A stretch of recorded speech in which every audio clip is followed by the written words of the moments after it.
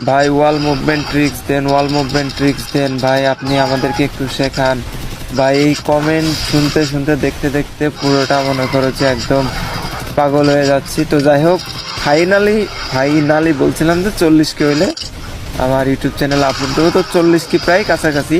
তো যার কারণে আমি আর চাচ্ছি না, আমি নিজেও চাচ্ছি না যে দেরি করতে, আর তোমাদেরও আর অপেক্ষা করাইতে চাচ্ছি না।